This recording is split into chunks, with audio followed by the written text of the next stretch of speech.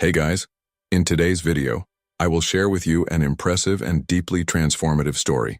Let's meet Callista Everhart, a woman who literally faced death during a routine medical procedure and came back with an urgent message about the future of humanity. What she saw on the other side, including a warning for January 15th, will completely change the way you see the world. So before we start, leave your like, subscribe to the channel and activate the bell so you don't miss any content like this. Now get ready for an intense spiritual journey full of revelations. The room was cold, lit by fluorescent lights that cast a sterile glow on the metal surfaces. The sound of heart monitors filled the room with an incessant rhythm, a constant reminder that my life was being monitored. Lying on the tilted medical testing table, I felt my body fighting against something invisible, a crushing pressure that made every breath more difficult.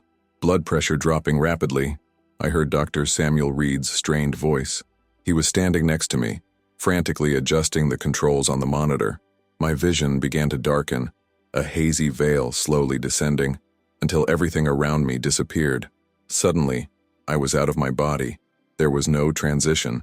It was as if I had been ejected, thrown out of myself. From where I was, floating above the scene, I could clearly see my body motionless on the table. My arms were relaxed, my face pale. Dr. Reed and a nurse moved around me as if they were dancing a frenzied choreography. But interestingly, I didn't feel scared or worried. There was no despair, just absolute calm.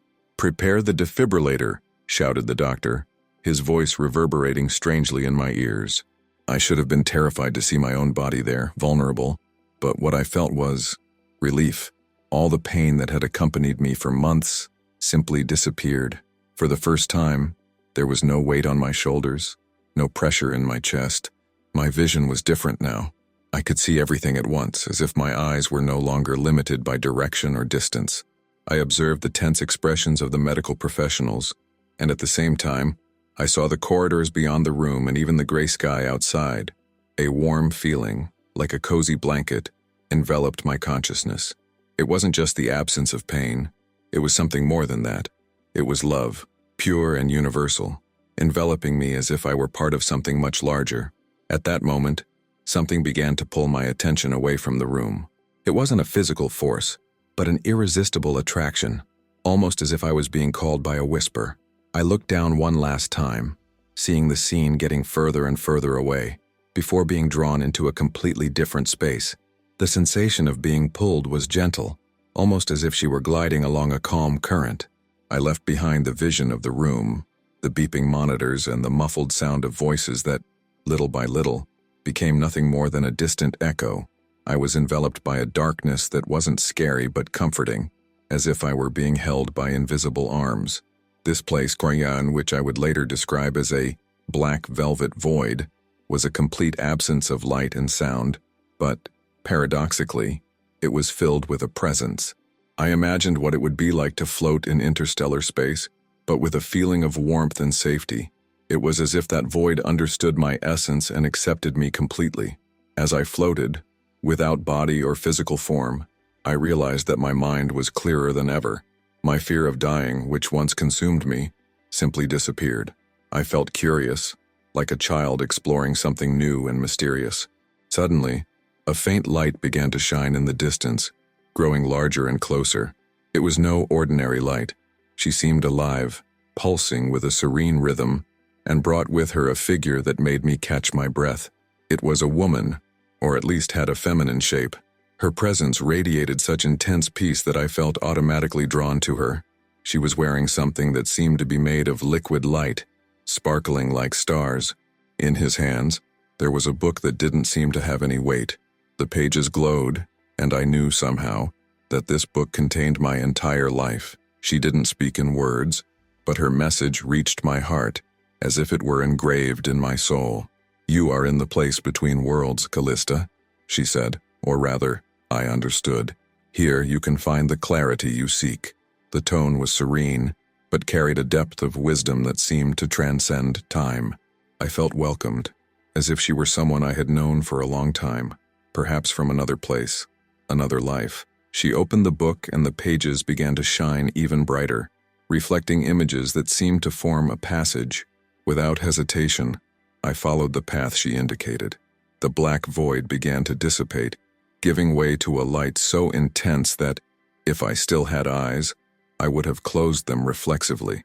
I was about to enter a completely different place, and my being vibrated with the anticipation of what was to come. As the light around me intensified, I felt a smooth, almost imperceptible transition. The dark void was replaced by a completely illuminated space. It was an environment that seemed infinite, without visible borders, but which, paradoxically, made me feel welcomed, as if I were at home. The light that filled that place was not just visual, it was something I could feel. It was warm, comforting, and conveyed an indescribable peace. Little by little, I began to notice sounds. There were no ordinary voices or noises, but a subtle harmony, almost like a distant choir. Each note seemed to reach directly into my soul, filling me with a sense of love and belonging that I had never experienced before. For a moment, I stood still, absorbing the serenity. It was then that I saw the first figures approaching. At first, they just seemed like glowing shapes, floating in the light, but as they got closer, its contours became more defined. One of these figures caught my attention immediately. It was my grandmother, Eliza, who had passed away when I was just 8 years old. I recognized his warm smile, and a whirlwind of memories invaded my mind. Grandfather? My voice echoed in my own mind, although I had no lips to speak. She didn't respond with words, but her look said it all. It was a look that conveyed pure and unconditional love, as if he was hugging me without having to touch me. At that moment, I felt all the memories we shared, the stories she told me before bed, the smell of her kitchen, the comfort she always offered me. It was as if every moment I spent with her was now intensified and engraved in my soul. Other figures began to emerge. I saw friends who left too soon, distant relatives who I barely knew in life, but who now felt like family. Each of them radiated a deep, non-judgmental love, as if they were there to help me heal wounds I didn't even know I carried. Each interaction dissolved parts of the pain I had accumulated throughout my life, replacing it with peace and acceptance. However, not all souls were of this life. Some brought an even older feeling of familiarity, as if they belonged to another era. I saw flashes of distant places and historical moments that I didn't consciously recognize but somehow knew were part of me. I realized that these souls were companions from other lives, connected to me by deep, invisible ties. As this moment of reconnection began to dissipate, I felt a more powerful presence approaching. An even brighter light appeared, and my spiritual heart knew that something extraordinary was about to happen. The most intense light began to take shape, and an imposing presence appeared before me. It was impossible to describe exactly what I saw, because it didn't look like anything in the physical world. The figure seemed to be made of liquid, fluid light, which radiated a warm and at the same time overwhelming energy. His eyes, if they could be called that, contained the reflection of entire stars and galaxies. It wasn't human, but it wasn't completely alien either. It was, quite simply, pure. Callista, the voice sounded directly in my mind. It was an androgynous voice, simultaneously male and female, that seemed to contain all languages and no specific language. You have reached a point of choice. The presence I identified as an angel did not have a stern or authoritarian tone, but his words carried enormous weight. I felt that every sentence said was crucial, that there was an important message that I needed to understand and remember. The angel raised one of his shining hands, and a series of images appeared in front of me. They were scenes of Earth, but not as I was used to seeing it. Forests burning with intense flames, raging oceans swallowing entire cities, winds so strong that they ripped roofs and trees from the ground. It was like watching a vision of the future, but the scariest thing was the feeling that it was already underway. Humanity has moved away from divine creation, continued the angel. Nature, which was given as a gift and a sacred home, is being destroyed by carelessness and greed. The fires you see are just the beginning of a cycle of consequences that can no longer be avoided. My soul trembled at the images and words. There was a mixture of grief, compassion, and urgency in the angel's message. He then mentioned something that stuck with me deeply. January 15th will mark a crucial point. It will be a moment of collective decision, an opportunity for humanity to reflect and change. But if this opportunity is not taken advantage of, the consequences will be even more serious. As I absorbed this message, I realized something even more alarming. It wasn't just about saving nature or avoiding disasters. It was about reconnecting with what is sacred and essential. The angel paused, as if giving me time to process what had been said, and then he added, "Remember that, Callista. The key to avoiding greater catastrophes lies in reconnecting with love. Love for the earth, love for each other. Share what you saw. The future can still be shaped." I felt tears of light flowing through my consciousness, as if my soul was crying. The message was so clear and powerful that I knew it would change everything. Before disappearing, the angel extended his hand towards me like a blessing, and the light around him began to change again. After the angel figure disappeared, I felt an invisible force pulling me to another place. There was no resistance in me. On the contrary, a feeling of curiosity and acceptance filled me completely. The environment around me began to transform. The radiant light was replaced by a different, dazzling scene. A vast river of brilliant energy stretched out before me. The surface of this river was not made up of ordinary water. It was made of something that seemed liquid and at the same time ethereal. A golden and silver glow gently pulsed, as if the river itself were alive. Each movement of the waves carried a vibration that seemed to contain stories, emotions, and knowledge that transcended anything I could imagine. Instinctively, I approached. There was no fear or hesitation, just the certainty that that river was an invitation, an opportunity to discover something profound. When my consciousness touched its surface, I felt as if a door opened. A torrent of information invaded my mind, but not overwhelmingly. It was as if every particle of the river conveyed a universal truth, organizing itself in a way I could understand. Images began to form, flowing like a wordless narrative. I saw the beginning of the Earth, its creation as a pulsating, untouched planet. I saw dense forests and crystal-clear oceans, a perfect balance that felt sacred. But as the images progressed, I realized the devastating impact of human actions. Forests disappeared, oceans became cloudy, and species quickly disappeared. My spiritual heart ached as I witnessed all of this. As I remained connected to the river, I understood something extraordinary. The essence of all living things was interconnected. There was no real separation between humans, animals, plants, or even the planet itself. Everything was part of a single vibrant fabric, a single universal consciousness. The river also showed me personal visions. I was transported to moments from past lives, reliving memories with stunning clarity. I saw myself as a woman in ancient Greece, looking after children in a peaceful village. Then I was a young girl in the Middle Ages, carrying buckets of water in a mountain village. Each life had something to teach me, a piece of wisdom that contributed to who I was today. Ultimately, the river revealed a vision of the future. I saw a world facing great challenges, natural disasters, conflicts, and a period of chaos. However, after much suffering, humanity began to reorganize itself. Sustainable communities emerged, and people rediscovered the value of harmony with nature and each other. It was a future of redemption, but achieved at a high cost. As I absorbed all these truths, a small voice appeared in my mind. It was as if the river itself was speaking to me, conveying a clear and urgent message. You must take that knowledge back, share it with others. The future can still be shaped by collective choice. When the voice fell silent, I felt a sense of completeness, as if my soul had been renewed. However, something began to pull me back, a force that insistently called me to the physical world. My time there was ending. As the river of energy slowly receded from my perception, a new set of images began to form before me. It was like watching a three-dimensional projection, but each scene was accompanied by a deep, visceral understanding. It wasn't just a vision, it was a complete experience, as if I were living those moments. The first scenario was bleak.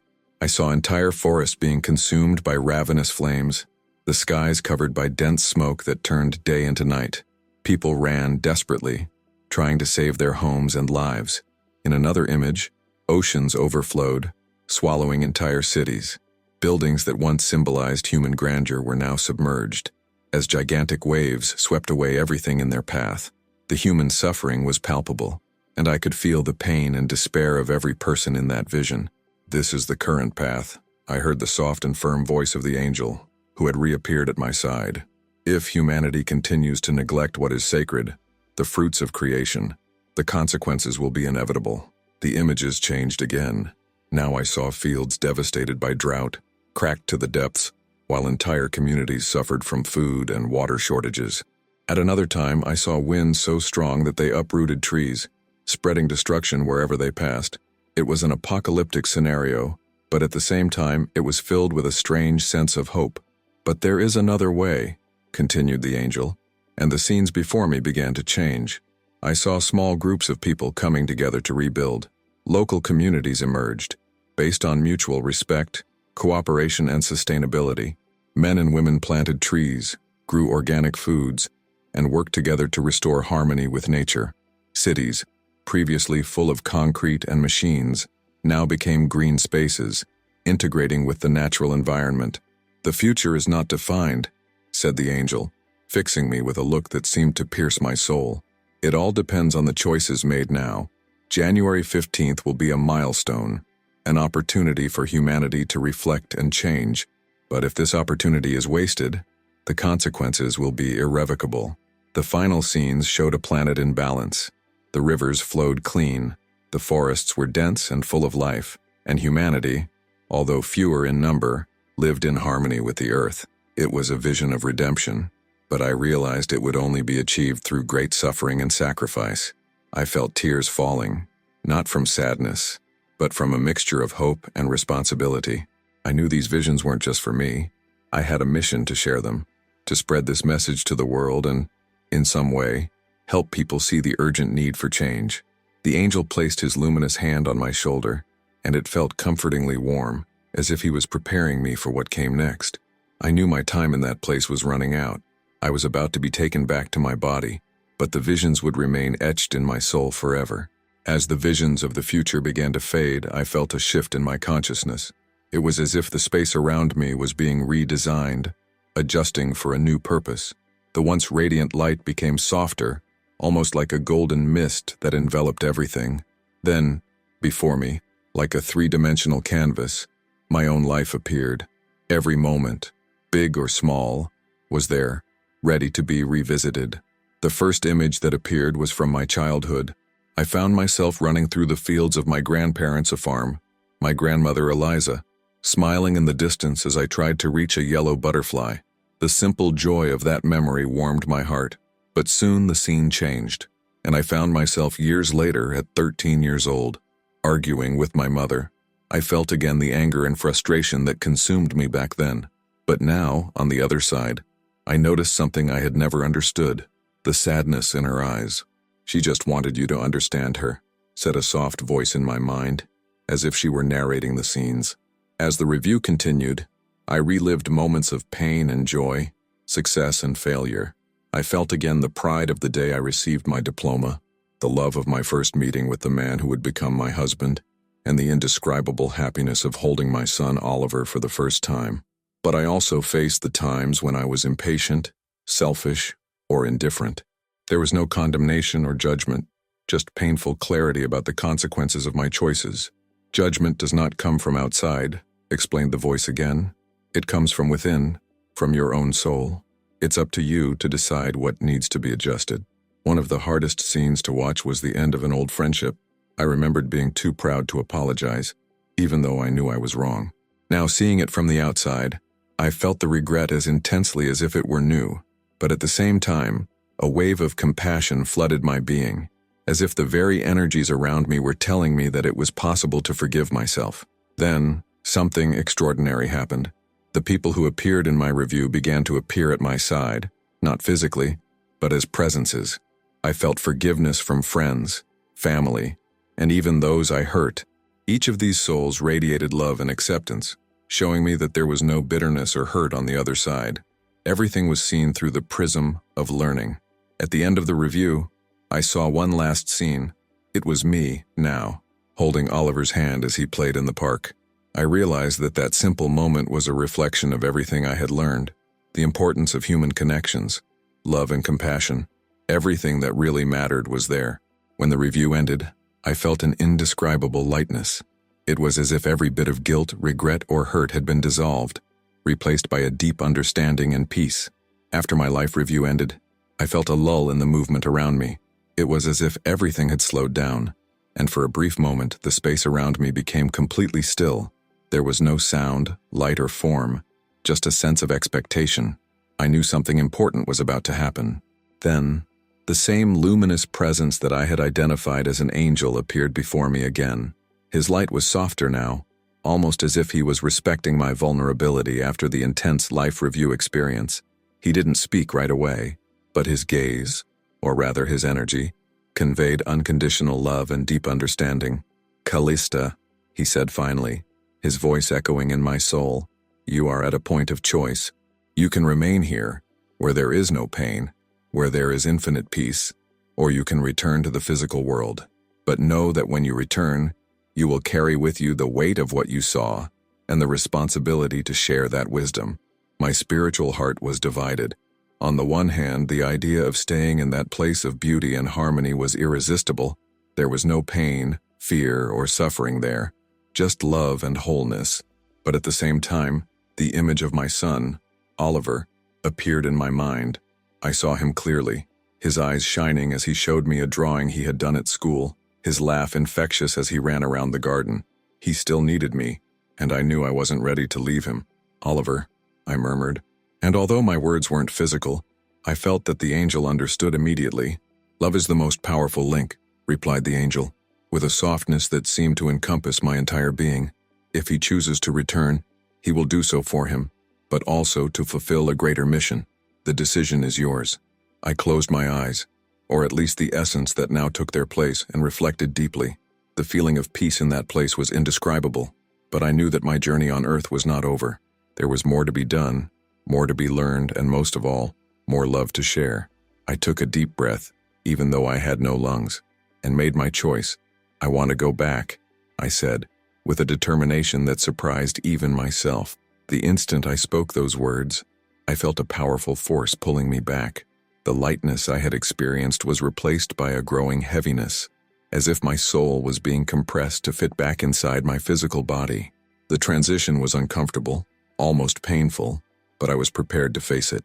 When I finally opened my eyes, I saw the white ceiling of the exam room. I heard the sound of heart monitors and the doctor's anxious voices. My body felt heavy, as if it were trapped by a gravity that I hadn't noticed before. But deep inside me, something had changed. I knew I wasn't the same anymore. "She's back," Dr. Reed exclaimed, relieved, as I tried to focus on his face. I had returned, and with that, a new mission had begun. In the days and weeks that followed my experience, I knew that something inside me had changed irreversibly. Everything looked different. The world around me, which I had previously seen as ordinary and even predictable, now pulsed with vibrant energy, as if every leaf, every stone, and every person carried a deep purpose and meaning. The first change I noticed was in myself. The physical pain and fatigue that previously tormented me seemed to have disappeared. However, something deeper had transformed. My heart. I felt a compassion that seemed limitless. It was as if the universal love I experienced during my NDE was now flowing within me, filling me and overflowing to others. My interactions with people have changed drastically. Before, I used to be more reserved, someone who avoided major emotional involvement to protect myself. Now, however, I saw people differently. When I looked at someone, I saw beyond their actions or words. I saw their pain, their untold stories, and the potential for love that existed within them, even if they were hidden by hurt or fear. One of the most striking changes occurred in relation to nature. I had always appreciated the beauty of the trees and the sky, but I had never truly understood the depth of our connection to the planet. After the visions that the angel showed me, I began to see the earth as a living being, breathing and suffering from human actions. Every time I saw news about deforestation, pollution, or climate change, I felt a pain that felt personal, as if a dear friend was being hurt. This led me to take concrete actions. I started participating in local conservation groups, planted trees with my son Oliver, and made changes in my own life to reduce my impact on the planet. But I knew that wasn't enough. I carried a broader, more urgent message, and it was my responsibility to share it. It was then that I started to tell my story, first to close friends and family, then to community groups and local events. Every time I talked about what I experienced, I felt something light up in the people around me.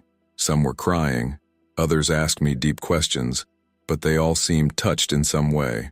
I understood that my report was not just about my experience, but about awakening in people the urgency to change, to love more, care more, and live more consciously. Although the world around me was still full of challenges and uncertainty, I now saw everything from a different perspective. The angel's message, the river of knowledge, and the review of my life were constant reminders that transformation was possible, even in the face of adversity. And I knew that as long as I continued to live with love and purpose, I would be fulfilling the mission I came back for. As I look back on everything that has happened since my near-death experience, I can't help but feel a mix of gratitude and responsibility. Gratitude for having received the opportunity to understand what really matters, for having experienced universal love, and for returning to my body with a second chance. And responsibility? Because now I know that I carry a much greater purpose than I had ever imagined. My everyday life has completely changed. Small gestures, which previously went unnoticed, now have a profound meaning. A smile at a stranger, a moment of patience with my son Oliver, or an extra effort to recycle a piece of paper. Each action seems to carry reverberations that reach far beyond the present. It's as if every choice, no matter how small, contributes to a great cosmic mosaic that shapes our future. January 15th, marked by the angel as a crucial turning point for humanity, is rapidly approaching. I have shared this message at every opportunity I get, but I know that it is not enough to just say it. It is necessary to experience the changes that I want to see. I don't want to just be a bearer of the message. I want to be a living example of how love, caring for others, and reconnecting with nature can transform lives. I began writing a book about my experience, chronicling not only what I saw and felt, but also the lessons I learned. The provisional title, A Second Chance to Love and Care, reflects the central theme of my journey. I hope that by sharing these words, more people can find the inspiration to make changes in their own lives. But the biggest transformation is in the way I see the world and the people around me. I learned to see beyond differences and flaws, focusing on the connection we all share as part of a universal essence. This understanding gave me a serenity that previously seemed impossible, even in the midst of daily challenges. Although I don't yet know exactly what the future holds, I have an unshakable faith that everything we do today will plant seeds for a better tomorrow. My purpose, clearer than ever, is to continue spreading this message of love, responsibility, and hope, so that together we can shape a future where humanity and the planet thrive in harmony. As I write these words, I sit next to Oliver, watching him play in the garden. The sound of your laughter is a constant reminder of why I chose to come back. I know that as long as there is love, there will always be hope. If you liked this beautiful spiritual testimony, leave a like, comment on your impressions, subscribe to the channel, and don't forget to activate the notification bell to watch each new video and help us spread this message to a greater number of people. Until next time.